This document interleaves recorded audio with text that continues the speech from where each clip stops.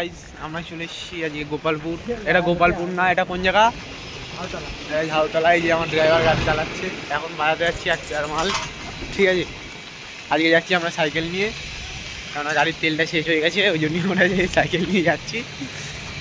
তো আমরা ওখানে গিয়ে দেখাচ্ছি যে কি মাল পাচ্ছি।